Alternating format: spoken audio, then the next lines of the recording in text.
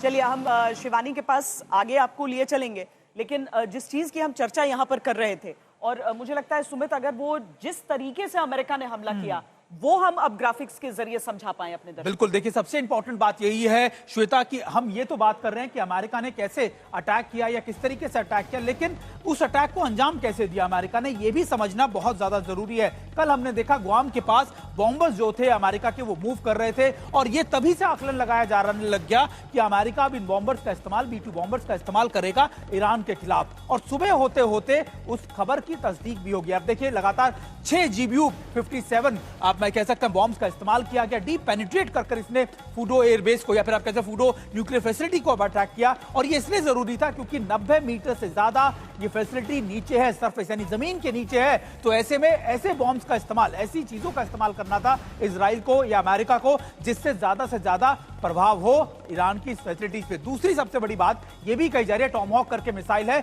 जिसका इस्तेमाल शिप से या फिर सबमरीन से किया गया है, जिसकी रेंज करीब करीब बताई जाती है कि 2500 किलोमीटर के लगभग है, उसका इस्तेमाल भी किया। अब हम आपको एक और तस्वीर दिखा रहे हैं गुआम से, और खास तौर पर ईरान की उन फैसिलिटीज की दूरी कितनी है। वो दूरी करीबन आप देखिए कि करीबन 9300 किलोमीटर की है। और ये सबसे इंपॉर्टेंट बात यह है कि करीबन 36 घंटे तक फ्लाइंग ओवर लगते हैं यहां से, गुआम से सीधे आप ईरान पहुंचने के लिए। और यही सबसे बड़ा फर्क है कि अमेरिका ने 36 से 37 घंटे लगाए इन बॉम्बर्स को फ्लाई करते रहने में और फिर एक सरप्राइज अटैक किया। और ये तस्वीरें, ये मैप आपको समझाने के लिए था कि आखिरकार अमेरिका की पूरी स्ट्रैटेजी किस तरीके की रही होगी, क्या अमेरिका ने प्लान किया था। और इस सारे वक्त के दौरान खुद डोनाल्ड ट्रंप वॉर रूम में, सिचुएशन रूम में हर चीज का मुआयना कर रहे थे। उनके साथ उनके आप कह सकते हैं कि सभी टॉप ऑफिशियल्स मौजूद थे, पल पल की जानकारी ली जा रही थी। और सुबह होते हुए डोनाल्ड ट्रंप ने खुद इस बात की ऐलान कर दिया, तस्दीक कर दी कि तीनों फैसिलिटीज पर हमने अटैक किया है। यानी जो पूरी चेन थी आपकी ईरान की न्यूक्लियर इनरिचमेंट की, बर्बाद कर दिया गया पूरी चेन को। यानी अब कई सालों तक के लिए ईरान शायद इन फैसिलिटीज को रिवाइव नहीं कर पाएगा, और कर भी पाएगा तो उसको अपने न्यूक्लियर प्रोग्राम में और ज्यादा देरी होगी। ये ईरान के लिए सबसे बड़ा आप कह सकते हैं कि आप उसको सेटबैक है, उसके लिए बहुत बड़ी दिक्कत है, क्योंकि ईरान ये चाहता था हर पॉसिबिलिटी में कि उसका ईरान की जो न्यूक्लियर प्रोग्राम है वो किसी भी तरीके से ना रुके। हम आपको एक बार फिर ये मैप दिखा रहे हैं, हम आपको बता रहे हैं कि फूडो, नातांज और इस्फहान ये तीनों फैसिलिटीज कितनी इंपॉर्टेंट थी खास तौर पर ईरान के लिए। और 30 से ज्यादा टॉमहॉक मिसाइल, मैं आपको बता रहा था किस तरीके से इस मिसाइल का इस्तेमाल किया गया। इसकी रेंज करीबन इसकी रेंज जो है करीबन 2500 किलोमीटर के करीब है। और यही वजह है कि अमेरिका ने इस मिसाइल का इस्तेमाल किया है ईरान की इन फैसिलिटीज पर अटैक करने के लिए। सबसे ज्यादा जो आप कह बॉम्बर्स का इस्तेमाल फूडो पर किया गया, उसके बाद इस्फहान और नातांज के ऊपर मिसाइलों का इस्तेमाल किया गया। यानी स्ट्रेटेजी बहुत कायदे से अमेरिका ने बनाई, इंप्लीमेंट कर रखी थी। और 2 हफ्ते का आप कह सकते हैं ब्लफ दिया ईरान को। ये लगा कि शायद 2 हफ्ते का वक्त उसके पास अब भी है, 2 हफ्ते के बाद अमेरिका अटैक करेगा, 2 हफ्ते तक उसके पास समय होगा। लेकिन एक सरप्राइज एलिमेंट के तौर पर, एक सरप्राइज के तौर पर अमेरिका ने यह अटैक को इनिशिएट कर दिया। ग्रुप कैप्टन पांडे, जो ये सारी तस्वीरें हैं एक तरफ, किस किस तरीके से जहां पर आपको GBU-57 की जरूरत थी वहां पर उससे आक्रमण किया, जहां पर टॉमहॉक की जरूरत थी वहां पर पनडुब्बियों का इस्तेमाल। लेकिन ये जो ट्रक्स दिख रहे हैं ना सैटेलाइट तस्वीरों में, वो कितना, क्या वो निकाल पाए होंगे सारा का सारा जो वो ईरान कह रहा है कि हमें तो कोई फर्क ही नहीं पड़ा है? देखिए, मजेदार चीज ये है कि उनको कोई भी अगर रणनीतिक तौर पर पूरा मूल्यांकन कर रहा होगा पूरे डेवलपमेंट का, तो उसको पता है कि अमेरिका का लक्ष्य क्या होगा। और वो मेरे ख्याल से पूरा विश्व जानता है कि 3 जो ये न्यूक्लियर सेंटर्स थे, फैसिलिटीज थी, इन पर अटैक जरूर होगा, क्योंकि बाकी इराक पे भी किया गया और दूसरे जो न्यूक्लियर फैसिलिटीज वहां भी किया गया।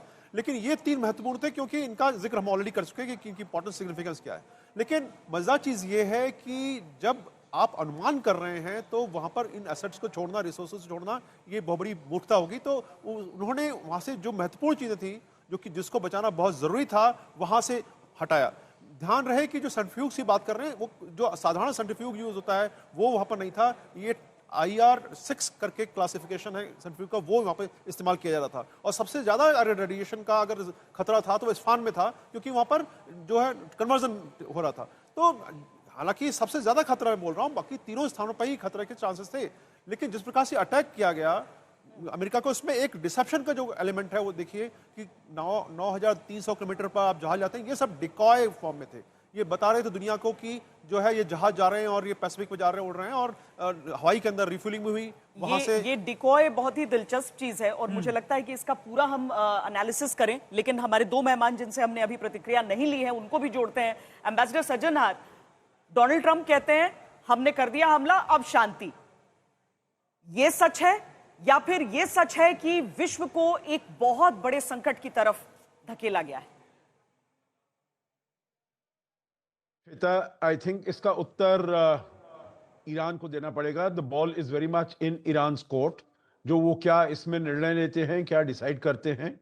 देखिए, अगर रैशनली वो एक इसके ऊपर निर्णय लेते हैं तो वो फिर उनको मालूम है जो अगर अमेरिका के किसी भी मिलिट्री एसेट को वो अटैक करेंगे, उनके किसी भी सैनिक अड्डों को, और उनके बहुत सैनिक हैं वहाँ पर उस क्षेत्र में, पश्चिम एशिया के क्षेत्र में, चाहे बहरीन में हो, चाहे ये इसमें कतार में हो, या फिर सऊदी अरेबिया में हो, बहुत जगह उनके सैनिक हैं। अगर उनके ठिकानों पर अगर वो हमला करते हैं तो देखिए, राष्ट्रपति डोनाल्ड ट्रंप ने कहा है जो उसको there be a very heavy price to pay. वो उनको बिल्कुल जैसे ईंटों का पहाड़ उनके ऊपर टूट पड़ेगा। इसीलिए आपने देखा होगा जो सुबह भारतीय समय के अनुसार सुबह 4 बजे के आसपास उनके ऊपर हमला किया गया है, ये जो तीनों साइड्स थी।